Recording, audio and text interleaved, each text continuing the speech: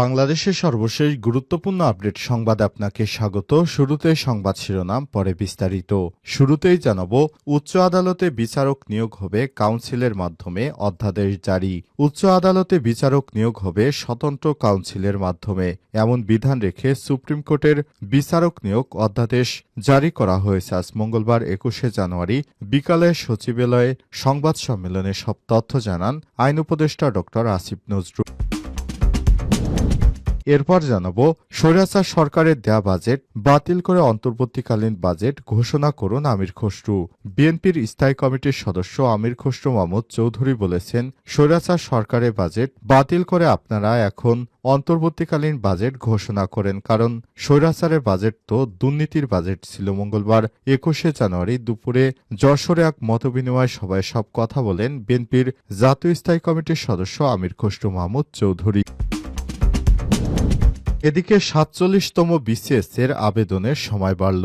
৪৭তম BCS পরীক্ষার অনলাইনে আবেদনের সময় বাড়ানো হয়েছে। নতুন সূচি অনুযায়ী ৩০শে জানুয়ারির পরিবর্তে আগামী ২৭শে ফেব্রুয়ারি রাত ১১টা ৫৯ পর্যন্ত আবেদন করতে পারবেন চাকুরি প্রত্যাশীরা। মঙ্গলবার ২১শে জানুয়ারি সরকারি কর্ম কমিশনের এক সংবাদ বিজ্ঞপ্তিতে সব তথ্য জানানো হয়েছে।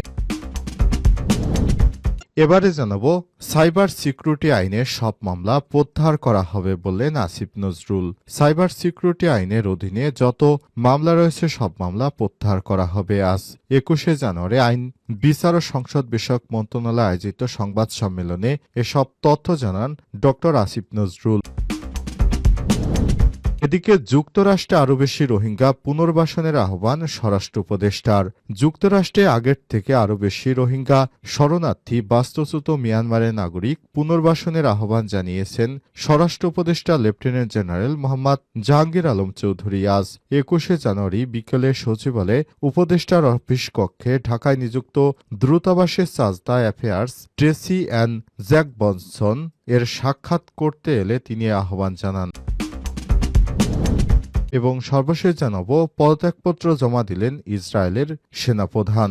ইসরায়েলের সেনাপ্রধান হার্জি হ্যালেভি নিজের পদত্যাগপত্র জমা দিয়েছেন। মঙ্গলবার ২১শে জানুয়ারি ইসরায়েলের প্রতিরক্ষা মন্ত্রীর কাছে তিনি পদত্যাগপত্র জমা দেন। প্রিয় দর্শক, এতক্ষণ শুনছিলেন সংবাদ শিরোনাম, এবারে বিস্তারিত। তবে তার আগে বন্ধুরা, অনুরোধ থাকবে আপনি এই সংবাদটিতে একটি লাইক দিয়ে দিন।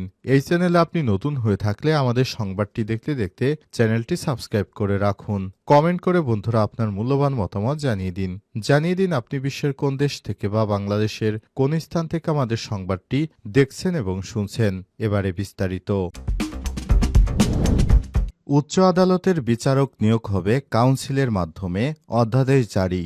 উচ্চ আদালতের বিচারক নিয়োগ হবে স্বতন্ত্র কাউন্সিলের মাধ্যমে, এমন বিধান রেখে সুপ্রিম কোর্টের বিচারক নিয়োগ অধ্যাদেশ জারি করা হয়েছে। মঙ্গলবার ২১শে জানুয়ারি বিকেলে সচিবালয়ের সংবাদ সম্মেলনে সব কথা জানান আইন উপদেষ্টা অধ্যাপক ড আসিফ নজরুল।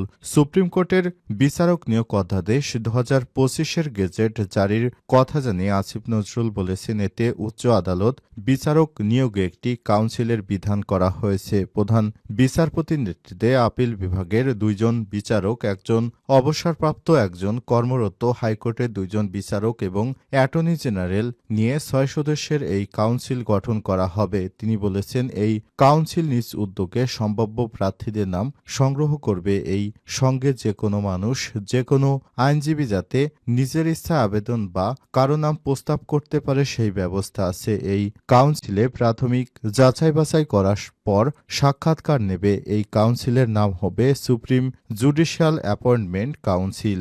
আইন উপদেষ্টা বলেছেন, বিগত সরকারের আমলে যে অনাচার হতো, চরম মানবাধিকার লঙ্ঘন হতো, মানুষকে যে দমন পীড়ন করা হতো, তার একটি বড় প্ল্যাটফর্ম ছিল উচ্চ আদালত। সেখানে মানুষ প্রতিকার পেত না। এর কারণ ছিল রাজনৈতিক সরকারগুলো উচ্চ আদালতে সম্পূর্ণভাবে দলীয় বিবেচনায় অনেক ক্ষেত্রে অদক্ষ লোকদের বিচারক নিয়োগ দিত। উচ্চ আদালতের নিয়োগ নিয়ে একজন সাবেক বিচারপতি প্রলয় ঘটে গেছে এ ধরনের মন্তব্য করেছিলেন।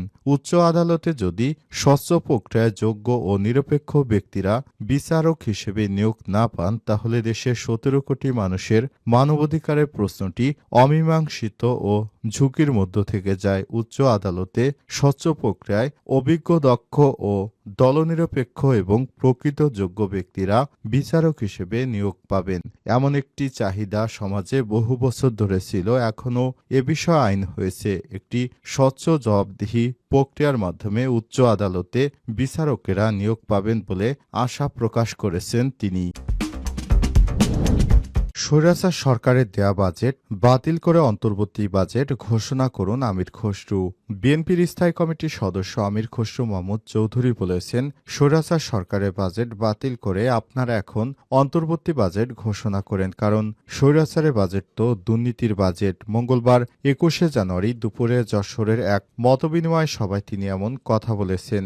আমির খসরু মাহমুদ চৌধুরী বলেছেন, মূল্যস্ফীতির কারণে মানুষের জীবনযাপন কঠিন হয়ে পড়েছে। নতুন ভ্যাট ও শুল্কের কারণে আরও চাপ বাড়বে।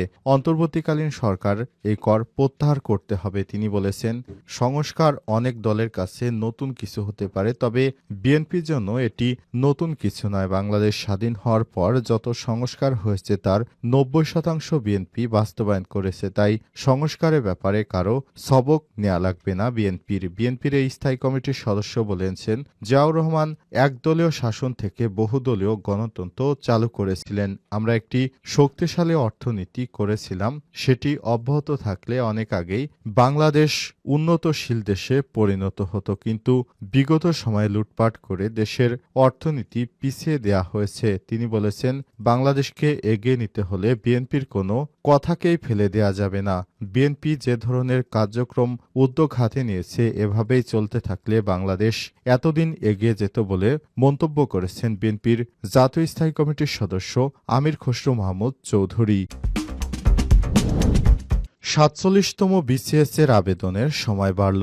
৪৭তম বিসিএস পরীক্ষার অনলাইনে আবেদনের সময় বাড়ানো হয়েছে।